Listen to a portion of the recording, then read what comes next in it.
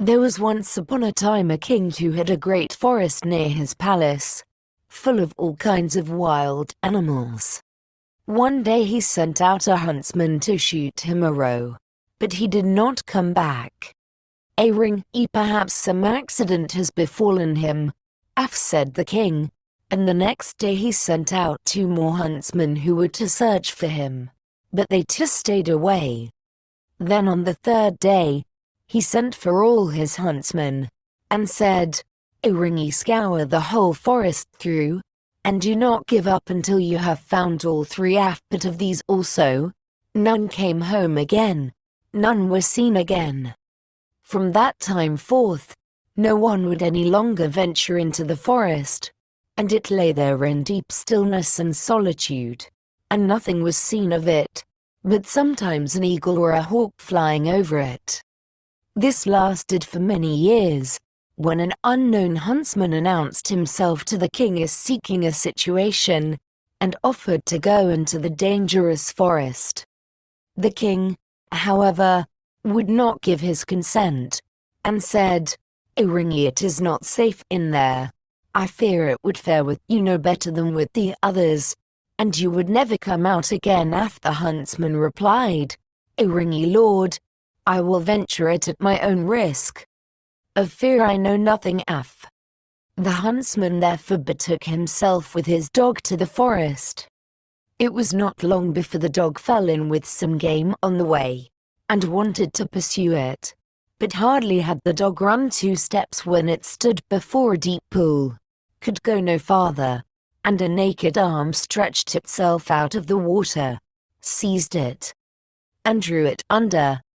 When the huntsman saw that, he went back and fetched 3 men to come with buckets and bail out the water.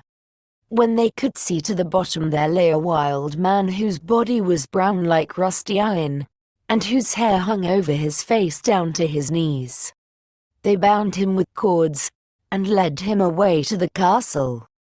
There was great astonishment over the wild man. The king, however, had him put in an iron cage in his courtyard, and forbade the door to be opened on pain of death, and the queen herself was to take the key into her keeping. And from this time forth everyone could again go into the forest with safety. The king had a son of 8 years, who was once playing in the courtyard, and while he was playing, his golden ball fell into the cage. The boy ran thither and said, "Give me my ball out." "Not till you have opened the door for me," answered the man. "No," said the boy. "I will not do that. The king has forbidden it," and ran away. The next day he again went and asked for his ball.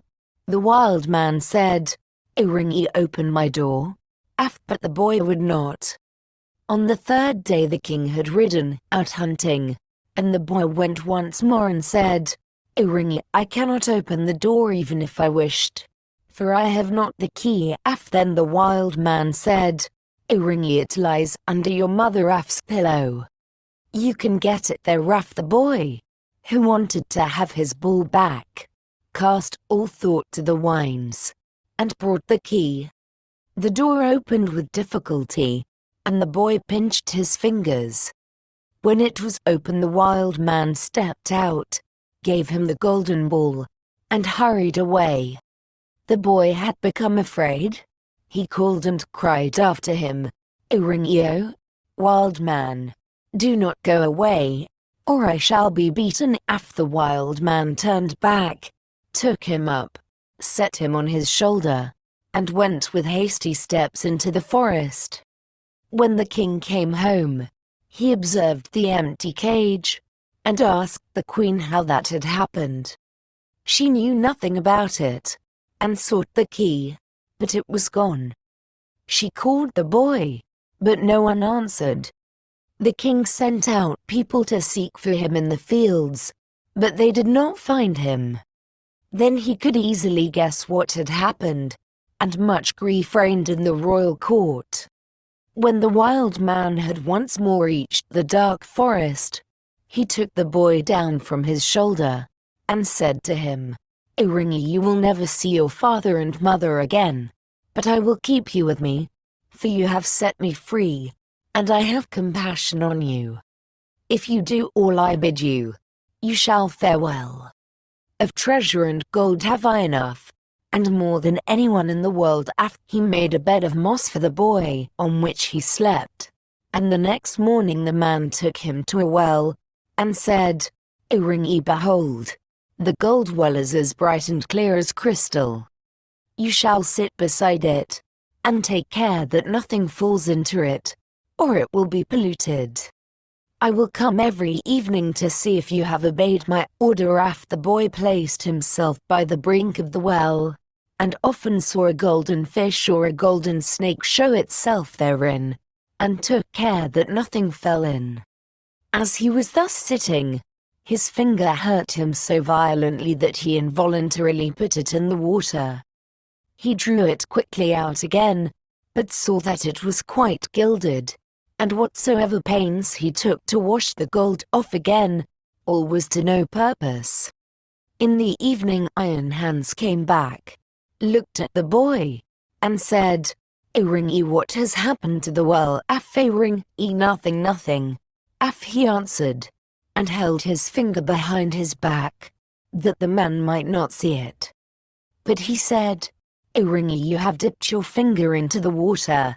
This time it may pass, but take care you do not again let anything go in. By daybreak the boy was already sitting by the well and watching it. His finger hurt him again and he passed it over his head, and then unhappily a hair fell down into the well. He took it quickly out, but it was already quite gilded. Iron Hans came, and already knew what had happened. Iringi, you have let a hair fall into the well, said he.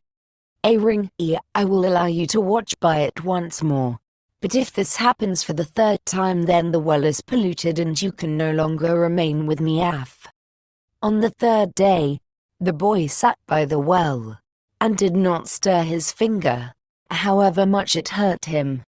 But the time was long to him, and he looked at the reflection of his face on the surface of the water. And as he still bent down more and more while he was doing so, and trying to look straight into the eyes, his long hair fell down from his shoulders into the water. He raised himself up quickly, but the whole of the hair of his head was already golden and shone like the sun. You can imagine how terrified the poor boy was. He took his pocket handkerchief and tied it round his head, in order that the man might not see it. When he came he already knew everything, and said, Iringi, take the handkerchief off. Then the golden hair streamed forth, and let the boy excuse himself as he might. It was of no use. Iringi, you have not stood the trial and can stay here no longer. Go forth into the world. There you will learn what poverty is. But as you have not a bad heart, and as I mean well by you, there is one thing I will grant you. If you fall into any difficulty, come to the forest and cry, Iron Hans, and then I will come and help you. My power is great, greater than you think, and I have gold and silver in abundance. Then the king's son left the forest, and walked by beaten and unbeaten paths ever onwards until at length he reached a great city. There he looked for work, but could find none, and he learned nothing by which he could help himself. At length he went to the palace, and asked if they would take him in. The people about court did not at all know what use they could make of him, but they liked him, and told him to stay. At length the cook took him into his service, and said he might carry wood and water, and rake the cinders together. Once when it so happened that no one else was at hand, the cook ordered him to carry the food to the royal table, but as he did not like to let his golden hair be seen, he kept his little cap on. Such a thing as that had never yet come under the king's notice, and he said, Iringi, when you come to the royal table you must take your hat off. He answered, Iringi, "Lord, I cannot. I have a bad sore place on my head." Then the king had the cook called before him and scolded him, and asked how he could take such a boy as that into his service, and that he was to send him away at once. The cook, however, had pity on him, and exchanged him for the gardener Af's boy. And now the boy had to plant and water the garden, hoe and dig, and bear the wind and bad weather. Once in summer, when he was working alone in the garden, the day was so warm he took his little cap off that the air might cool him. As the sun shone on his hair, it glittered and flashed so that the rays fell into the bedroom of the King Af's daughter, and up she sprang to see what that could be. Then she saw the boy, and cried to him, "Iringi boy, bring me a wreath of flowers." Af he put his cap on with all haste, and gathered wild field flowers and bound them together. When he was ascending the stairs with them, the gardener met him, and said, "Iringi, how can you take the King Af's daughter a garland of such common flowers? Go quickly, and get another, and seek out the prettiest and rarest." Af Iringi, "No," Af replied the boy, "the wild ones have more scent, and will please her better." Af, when he got into the room, the King Af's daughter said, "Iringi, take your cap off. It is not seemly to keep it on in my presence." Af he again said, "Iringi, I may not. I have a sore head." Af she, however, caught at his cap and pulled it off, and then his golden hair rolled down on his shoulders, and it was splendid to behold. He wanted to run out, but she held him by the arm, and gave him a handful of ducats. With these he departed, but he cared nothing for the gold pieces. He took them to the gardener, and said, "Iringi, I present them to your children. They can play with them." Af the following day the King Af's daughter again called to him that he was to bring her a wreath of field flowers, and then he went in with it. She instantly snatched at his cap, and wanted to take it away from him, but he held it fast with both hands. She again gave him a handful of ducats, but he would not keep them, and gave them to the gardener for playthings for his children. On the third day things went just the same. She could not get his cap away from him, and he would not have her money. Not long afterwards, the country was overrun by war. The king gathered together his people, and did not know whether or not he could offer any opposition to the enemy, who was superior in strength and had a mighty army. Then said the gardener Af's boy, "Iringi, I am grown up, and will go to the wars also, only give me a horse." Af the others laughed, and said, "Iringi, seek one for yourself when we are gone. We will leave one behind us in the stable for you." Af when they had gone forth, he went into the stable, and led the horse out. It was lame of one foot, and limped hobblety-jib. Nevertheless he mounted it, and rode away to the dark forest. When he came to the outskirts, he called Iringi Iron Hands Af 3 times so loudly that it echoed through the trees. Thereupon the wild man appeared immediately, and said, "Iringi, what do you desire?" Af Iringi, "I want a strong steed, for I am going to the wars." Af Iringi, "That you shall have, and still more than you ask for." Af then the wild man went back into the forest, and it was not long before a stable boy came out of it, who led a horse that snorted with its nostrils, and could hardly be restrained, and behind them followed a great troop of warriors entirely equipped in iron, and their swords flashed in the sun. The youth made over his 3-legged horse to the stable boy, mounted the other, and rode at the head of the soldiers. When he got near the battlefield, a great part of the King Af's men had already fallen, and little was wanting to make the rest give way. Then the youth galloped thither with his iron soldiers, broke like a hurricane over the enemy, and beat down all who opposed him. They began to flee, but the youth pursued, and never stopped, until there was not a single man left.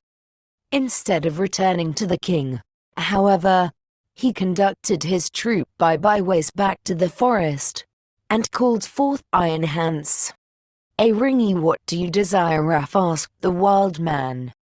"Ringy, take back your horse and your troops, and give me my three-legged horse again." All that he asked was done, and soon he was riding on his three-legged horse. When the king returned to his palace, his daughter went to meet him, and wished him joy of his victory. "Ringy, I am not the one who carried away the victory," said he, "but a strange knight who came to my assistance with his soldiers." The daughter wanted to hear who the strange knight was, but the king did not know, and said, "Ringy, he followed the enemy, and I did not see him again." She inquired of the gardener where his broom was, but he smiled, and said, "Ringy, he has just come home on his three-legged horse, and the others have been mocking him, and crying." "Here comes our hobblety-jib back again," they asked. 2. "Under what hedge have you been lying sleeping all the time?" So he said, "Aji did the best of all, and it would have gone badly without me." And then he was still more ridiculed. The king said to his daughter, "Ringy, I will proclaim a great feast that shall last for 3 days, and you shall throw a golden apple. Perhaps the unknown man will show himself." When the feast was announced, the youth went out to the forest, and called Iron Hans. "Ringy, what do you desire?" asked he. "Ringy, that I may catch the king's daughter's golden apple." "Ringy, it is as safe as if you had it already," said Iron Hans. "Ringy, you shall likewise have a suit of red armor for the occasion, and ride on a spirited chestnut horse." When the day came, the youth galloped to the spot, took his place amongst the knights, and was recognized by no one. The king's daughter came forward, and threw a golden apple to the knights, but none of them caught it but he. Only as soon as he had it he galloped away. On the second day Iron Hans equipped him as a white knight, and gave him a white horse. Again he was the only one who caught the apple, and he did not linger an instant, but galloped off with it. The king grew angry, and said, "Ringy, that is not allowed. He must appear before me and tell his name." He gave the order that if the knight who caught the apple should go away again they should pursue him, and if he would not come back willingly, they were to cut him down and stab him. On the third day, he received from Iron Hans a suit of black armor and a black horse, and again he caught the apple. But when he was riding off with it, the king's attendants pursued him, and one of them got so near him that he wounded the youth's leg with the point of his sword. The youth nevertheless escaped from them, but his horse leapt so violently that the helmet fell from the youth's head, and they could see that he had golden hair. They rode back and announced this to the king. The following day the king's daughter asked the gardener about his boy. "Ringy, he is at work in the garden. The queer creature has been at the festival too, and only came home yesterday evening. He has likewise shown my children 3 golden apples which he has won." The king had him summoned into his presence, and he came and again had his little cap on his head. But the king's daughter went up to him and took it off, and then his golden hair fell down over his shoulders, and he was so handsome that all were amazed. "Ringy, are you the knight who came every day to the festival, always in different colors, and who caught the 3 golden apples?" asked the king. "Ringy, yes," answered he. "And here the apples are." And he took them out of his pocket, and returned them to the king. "Ringy, if you desire further proof, you may see the wound which your people gave me when they followed me." but I'm likewise the knight who helped you to your victory over your enemies. Ringy, if you can perform such deeds as that, you are no gardener boy. Tell me, who is your father? Ringy, my father is a mighty king, and gold have I in plenty as great as I require. Ringy, I well see. Said the king, that I owe my thanks to you. Can I do anything to please you? Ringy, yes. Answered he, that indeed you can. Give me your daughter to wife. The maiden laughed, and said, Ringy, he does not stand much on ceremony, but I have already seen by his golden hair that he was no gardener's boy. And then she went and kissed him. His father and mother came to the wedding, and were in great delight, for they had given up all hope of ever seeing their dear son again. And as they were sitting at the marriage feast, the music suddenly stopped, the doors opened, and a stately king came in with a great retinue. He went up to the youth, embraced him and said, Ringy, I am HANS, and was by enchantment a wild man, but you have set me free. All the treasures which I possess shall be your property.